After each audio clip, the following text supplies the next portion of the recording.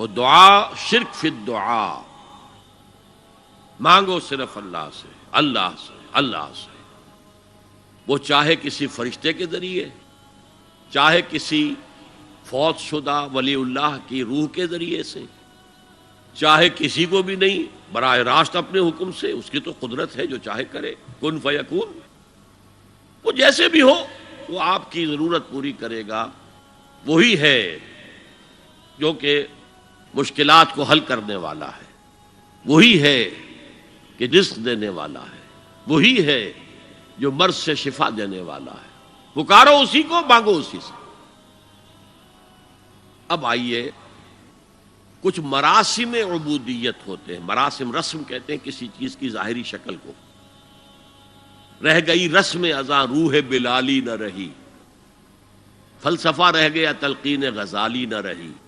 یہ قرآن کا بھی ہم اسے رسم الخط کہتے ہیں، رسم الخط، اور یہ حضرت عثمان کے زمانے میں فائنل ہوا ہے کہ یہ اس طریقے سے لکھا جائے۔ تو عبدیت کے اظہار کے لیے کچھ رسومات ہیں، جس میں سے ایک پر گفتگو ہو چکی، قنوت، والقانتین والقانتات۔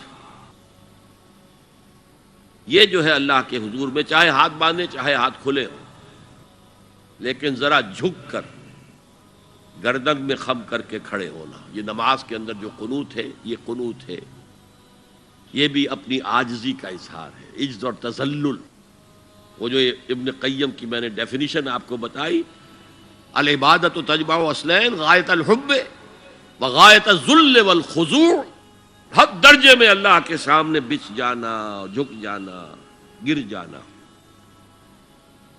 رکوع، سجدہ، اللہ کے سوا کسی کے لیے نہیں۔ اور اس معاملے میں دین محمدی جو اپنی تکمیل کو پہنچ گیا، الیوم اکملت لکم دینکم واتممت علیکم نعمتی ورضیت لکم الاسلام دینا، آ حضور کی بعثت سے قبل سجدہ تعظیمی جائز تھا، کسی شخص کی تعظیم کے لیے، اس کی عزت کے لیے اس کے سامنے سجدہ کرنا جائز تھا۔ حضرت یوسف کے سامنے ان کے والدین اور 11 بھائی سجدے میں گر گئے۔ بچپن میں خواب دیکھا تھا اور 40-50 سال بعد اس کی تعبیر بالفعل ایک اس واقعے کے طور پر سامنے آ گئی۔ سجدہ کرنا، جھکنا، سجدہ کرنا، یہ جائز تھا سجدہ تعظیمی۔ حضور پر شریعت مکمل، توحید مکمل، اب ہر نوع کا سجدہ حرام مطلق ہے سوائے اللہ کے کسی کو۔ ہمارے مسلمانوں نے بھی اپنے دور ملوکیت میں سجدہ تعظیمی شروع کرا، عدالت کے اندر بادشاہ کے دربار میں جا رہے تو سجدہ، سر جھکا کر رکوع کی حالت میں۔ یا آپ کے پڑوس میں جو حیدرآباد کی ریاست تھی، سلام کیسے کرتے تھے، کتنے جھکتے تھے، اور پھر وہ جھک کر وہ سلام ہو رہے۔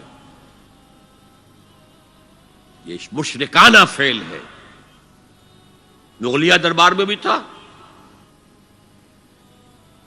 شیخ احمد سرہندی رحمۃ اللہ علیہ نے کہا غلط ہے، حرام ہے، جائز نہیں۔ دربار میں شکایت پہنچ گئی، آخر مخبری کرنے والے بھی تھے، حاسد بھی تھے، وَمِن شَرِّ حَاسِدٍ إِذَا حَسَدَ،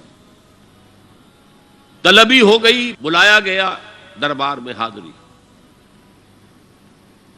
اور ایسا اہتمام کیا گیا کہ جب حضرت مجدد آگے آئیں بادشاہ تک جانے کے لیے تو درمیان میں ایک دیوار سی حائل کر کے اس میں کھڑکی کھول دی کہ اس میں سے جھک کر گزریں گے نا تو رکوع کسی درجے میں تو ہو جائے گا۔ رکوع بھی سجدے ہی کی ایک شکل ہے، سجدے کا ہاف کہہ لیجئے، لیکن یہ کہ جب آیات سجدہ آتی ہیں قرآن مجید میں تو عام نمازوں میں میں دیکھتا ہوں کہ وہ آیات سجدہ والی آیات پڑھی نہیں جاتی، حالانکہ ان کی ایک خاص کیفیت ہے۔ تراویح میں تو پڑھی جاتی ہے لیکن پہلے بتا دیتے ہیں کہ یہ دوسری رکعت میں یا پہلی رکعت میں سجدہ آ رہا ہے تو لوگ تیار ہوتے ہیں، لیکن رکوع بھی اگر فوراً ہو جائے آیت سجدہ کے بعد تو اس سے بھی اس سجدے کا حق ادا ہو جاتا۔ بہرحال حضرت شیخ مجدد رحمۃ اللہ علیہ دربار میں آئے تو اس کھڑکی میں سے پہلے پاؤں گزارے، پھر اپنا سر نکالا، پھر جیل میں ڈال دیے گئے کوئی پرواہ نہیں. حاضر ہوا میں شیخ مجدد کی لحد پر، وہ خاک کے ہے زیر فلک مطلع انوار، گردن نہ جھکی جس کی جہانگیر کے آگے، جس کے نفس گرم سے ہے گرمی احرار. وہ ہند میں سرمایہ ملت کا نگہباں، اللہ نے بر وقت کیا جس کو خبردار. دین الہی، دین محمدی کے خاتمے کا اعلان تھا. اب بڑے بڑے مولویوں نے یہ اکبر کو سبق پڑھایا تھا، بڑے مولوی، درباری مولوی، انہوں نے سبق پڑھایا تھا. اللہ کا ایک دن 1000 برس کا ہوتا ہے، اور اللہ کا ہر معاملہ 1000 سال تک ہوتا ہے. اب 1000 سال ہو گئے محمد کی رسالت کو، ان کی رسالت کا دور ختم صلی اللہ علیہ وسلم. اب دوسرا 1000 سال، اسی لیے الف ثانی کہتے ہیں نا، الف ہزار کو کہتے ہیں الف ثانی. یہ دوسرا 1000واں سال جو شروع ہو گیا ہے، اس میں ایک نئے دین کی ضرورت ہے. وہ دین اکبری ہے، دین الہی ہے. اور دین الہی کیا تھا؟ یہ ایک بہت بڑی سیاسی تدبیر تھی، اصل میں بہت بڑی سیاسی تدبیر، اور اس کا ظہور بعد میں بھی ہوا ہے ہندوستان کی سرزمین میں. وہ یہ کہ ہندوستان کی ترقی میں جو چیز سب سے بڑی رکاوٹ ہے وہ مذہبی اختلافات ہیں. لہذا ایسا کرو، سارے مذاہب جو ہیں اسے ہاون دستے میں ڈالو، کوٹ کوٹ کے چورا چورا کر کے بناؤ صفوف، اور یہ مذہب سب کا ہو جائے تو مذہبی اختلافات ختم ہو جائیں گے. دوسری بات ان کی سمجھ میں یہ آ گئی کہ اصل میں اختلاف رسالت اور شریعت کی بنیاد پر ہوتے ہیں. لہذا دین الہی، بس خدا کو مانو، بس رسالت وغیرہ کو چھوڑو. خدا تو سب کا رب ہے، اسے آپ پرماتما کہہ لیں، مہادیو کہہ لیں، جو چاہے کہہ لیں، اللہ کہہ لیں، رام کہہ لیں. قل ادعوا اللہ والرحمن ایما تدعوا فلہ الاسماء الحسنی. قرآن کہتا ہے تم اللہ کہہ کر پکار لو یا رحمان کہہ کر پکار لو، جس کو بھی تم پکار رہے ہو یہ جان لو کہ تمام اچھے نام اسی کے ہیں. یہ فلسفہ تھا بہت گہرا. وہ جاہل تھا، ان پڑھ تھا، لیکن بہت بڑا سیاستدان تھا اکبر، اس میں کوئی شک نہیں.